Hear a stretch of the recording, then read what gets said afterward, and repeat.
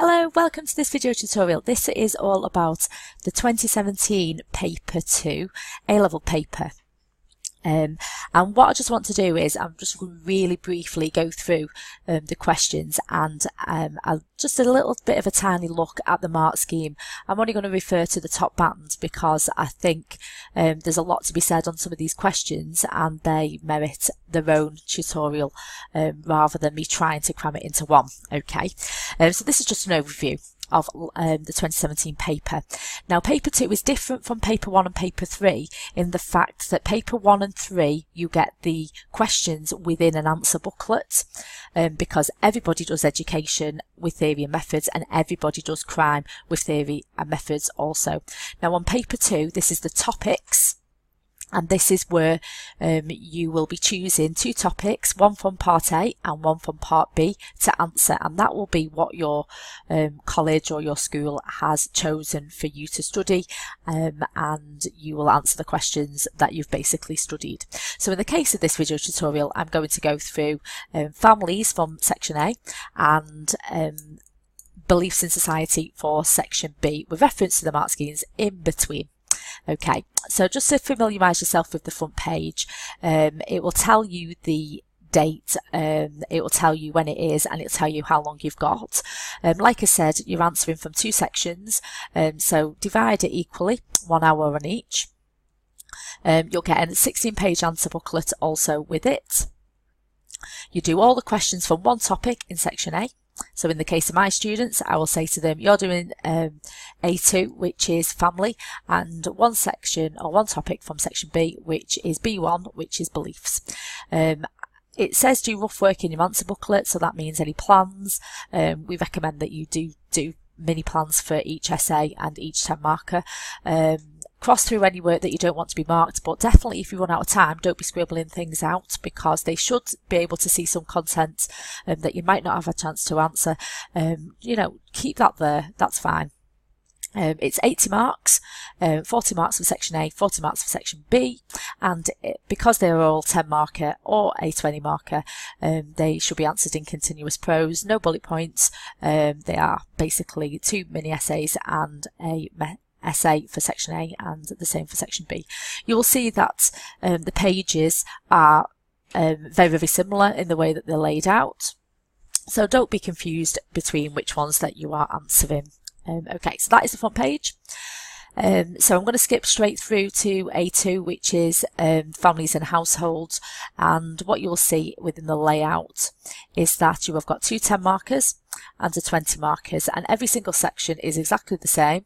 The first one is always an outline and explain, the second one is always a 10 marker with an item where you're having to analyse two things, and the third one is always an item and it's an evaluate. Okay, and these could be selected from 7 topics, so such as division of labour, childhood, demography, theories of the family or functions of the family, changing family patterns, family diversity and policies. Okay. So let's have a look at this first one. This is asked to outline and explain 2 ways in which gender roles within the family have affected children's experience of childhood. And what you need to do here is have 2 balanced paragraphs. The first paragraph, you are referring to you are referring to the changing roles and how it's impacted the experience of childhood, with some analysis as well to get the AO3, and you do that twice for your 2 paragraphs. Okay. Let's have a little bit of a look at the mark scheme. So a possible way that gender roles could have changed could be the change in the position of women. So for example, women are moving away from the expressive role, they are becoming in dual earner families, and you've got to say how has that impacted on childhood. So the case here, they're saying that they're seeing parents who are not forming traditional gender roles, and actually it's influencing a lack of reproduction of gender roles basically within children. Okay, and then you can analyse it by saying the extent to which parenting has become symmetrical. Is there still a cultural expectation, for example? Other indicative content I've popped down here for you to have a little bit of a look at. Okay, but I'm not going to go into massive details on these questions because I'll be doing other video tutorials, which I will do that. But basically, you've got to make sure that you are linking to both hooks in the question, the gender role and the experience, and a little bit of analysis, and doing that twice in the both paragraphs. Okay, so the second question. This is where you have got to use the item, and you've got to select 2 points from the item and again follow the hooks and apply your knowledge. Okay, now I do have a video tutorial already on this one, so I'll pop the link to this video tutorial at the end if you want to follow it. But basically you've got to find the hooks in the question and say how it's impacted migration has impacted household structures, and the hooks that you're looking for are things like India, Jamaica and the European Union, such as Poland, and then talk about how has immigrants from those countries impacted household structures in the UK, and analyse or evaluate, on this case, the extent to which this has occurred. And this is your mark scheme, a bit of a rough one there. So for example, they've used the hook from the item about India, and they've used South Asian families live in larger household structures due to the high fertility rates, and then you can analyse it, that the extent to which they remain higher than average. Usually they fall in line with the rest of the UK after a generation or so. But again, like I said, I've got a video tutorial for that one already. Okay, the third one, this is your essay. Okay, and in this case we are looking for the functionalist explanations for the role of the family in society. I would suggest that you use the item, because then that gives you lots of hooks that you can develop. Okay, so for example, the family has its own important role to play in helping society function effectively. So you might want to talk about the organic analogy and how the institutions are working together. In each type of society, one particular family type will be the norm. That's hinting at Parsons and his functional fit thesis. And then you've got this family type, which is nudging out the nuclear family, will fit the needs of both the individual members and of society, and you need to tell me what the individual needs are. So you could talk about both Parsons, the functions of the family, and also maybe Murdoch, and then you can evaluate it as you go along. Don't leave it all to the end.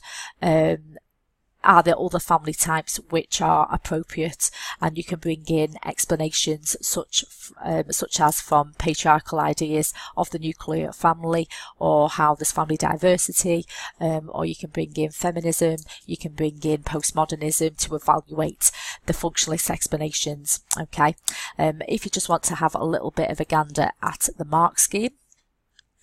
So basically, top band, sophisticated understanding of the question, applied appropriately, and evaluation is developed. The debate between functionalism and other perspectives such as Marxism, feminism, and whether the family benefits all of its members or whether it just benefit men. Does it benefit children now, or what have you? Okay, and you've got some indicative content there which I can see already jumping out at me. The main functions according to Murdoch and Parsons, basically. And then you've got gender role socialisation, the extent to women doing the triple shift. So you've got lots of evaluation points that you've got there as well. Okay, so firstly, I've just gone through the paper to family and household. Okay, if you want to pause and reflect, please do. Any comments in the comment section will be greatly appreciated, and then we'll go on to the second section. So moving on to the second section, which is beliefs in society. Again, you will see that it follows the same format as section A. So you've got an outline and explain, 10 marker. You have got another 10 marker with an item, and then you've got a 20 marker. Okay, you're spending an hour on this section, 30 minutes for the 20 marker, 15 minutes for each of the 10 markers. Okay, so firstly, we've got outline and explain 2 reasons why sects recruit members from particular social groups. So, for example, what you need to do here is look at what are a sect and why are they recruiting members from a particular social group. And I would have two different social groups in each of the paragraphs, so maybe women, ethnic minorities, working class, or basically anybody that is marginalised. Okay, so if we have a quick look at the mark scheme, they indicate things like sex recruiting from marginalised groups. I would give an example of a marginalised group, such as the working class. It could offer a religious explanation for the situation, for example, or a purpose to suffering from anomie. Or you could have something like as a cultural defence or cultural transition, so especially with ethnic minorities, for example. Or recruiting young people experiencing status frustration. Just make sure that you are indicating an example of what a sect is. Give a bit of AO1 knowledge about that, and indicate what social groups are they attracting. Okay, and are they being particularly attracted to sects, or is it typical of other religious organisations, as a little bit of analysis. Okay. The second 10 marker is one that you are using an item. So you read the item and you look for the item hooks. So this is looking for 2 ways in which religion can lead to social change. Okay, here you've got things like giving people principles in which that they can live their lives. That could be one possible hook. This could lead into principles that have led to the spirit of capitalism. So you could talk about Weber here. You could talk about the aesthetic lifestyle, and that has indicated social change, which is the development of capitalism. Giving them a sense of being right.